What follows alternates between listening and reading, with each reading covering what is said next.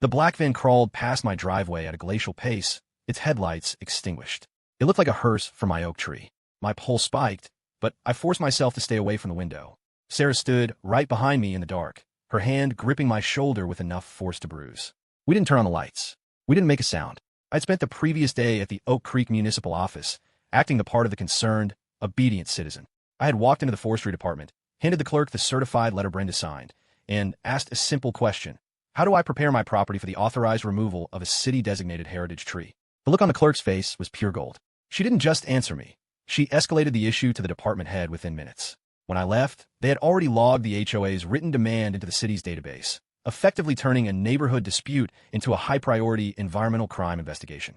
They told me to sit tight, keep the records, and wait for the city to handle the enforcement. I didn't know they would be moving this fast, or that Brenda would be so desperate to beat the clock. The van came to a complete stop 3 houses down. I watched the silhouette of the driver lean out, scanning my property. He wasn't looking for a delivery address. He was looking for witnesses. I slipped into my home office and checked the status of the request I had submitted to the city's automated response system.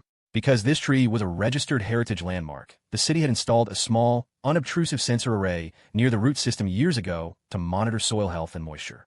It was a perk of having a protected tree. The city took its preservation seriously. I had logged into the system earlier that day and set a digital geofence trigger. If any heavy machinery approached the base of the oak, the city's Environmental Protection Office would get an immediate, automated alert. The van shifted gears and backed slowly into my driveway. The silence of a neighborhood was absolute, save for the rhythmic crunch of tires on gravel. I pulled out my phone and checked the app. The sensor was active. Any vibration or proximity breach would ping the dispatcher's console downtown. I was banking on the fact that Brenda didn't know about the sensors. She was a woman who thought the world began and ended at her front fence. She didn't care about the history of the land. She cared about the symmetry of the curb. 3 men stepped out of the van. They were dressed in dark, nondescript coveralls. No logos, no company names, no safety vests. It was a classic hit-and-run operation. They walked with the confidence of men who had been promised a fat envelope of cash to do some dirty work under the cover of a moonless night. They didn't see me watching. They didn't see Mr. Henderson, who was likely watching from his own darkened window, ready to record everything on his high-end camera. We had discussed this plan over a stiff drink the night before. He had warned me that Brenda was vindictive, but even he hadn't expected her to hire shadow contractors to bypass the city. One of the men produced a heavy object from the back of the van. It clattered against the pavement. A chainsaw. He pulled the starter cord, but it didn't catch. He pulled again, and the engine sputtered to life with a harsh, raspy roar that echoed off the neighboring houses. It was the sound of a mistake being made. I looked at my phone. The screen flickered from green to amber. The sensor had detected the vibration of the chainsaw. The system was now transmitting the GPS coordinates of my property directly to the city's emergency response team. I could see the men huddling near the trunk, their flashlights dancing over the rough, ancient bark of my oak. One of them began to clear away the brush at the base. They weren't just pruning, they were going for the kill, intending to cut it low enough that it would look like a sudden, structural failure, an accident caused by rot. They were so focused on the task, so blinded by the promise of the HOA's payout, that they didn't hear the low, rolling rumble of a vehicle approaching from the main road. It wasn't the sound of a patrol car.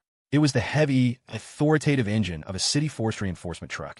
I checked the app one last time. The screen had turned a pulsing, bright red. Alert acknowledged. Dispatch underway.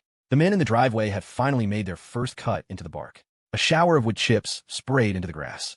They were working with a frantic, rhythmic intensity now, trying to make the tree fall before anyone could raise an alarm. I stood back from the window, my heart hammering against my ribs. The deal was done, the evidence was logged, and the trap had been perfectly set. The men didn't know they were currently the subjects of an active city environmental crime investigation. They didn't know that Brenda was going to be the one taking the fall for their presence, since her signed letter was now sitting in the inbox of the city attorney. The van's lights flickered as the driver caught sight of something in the distance. He dropped his gear and shouted a warning to the others, but it was too late. The bright, blinding strobe of a light bar cut through the darkness of the street, painting the entire front yard in alternating slashes of blue and red.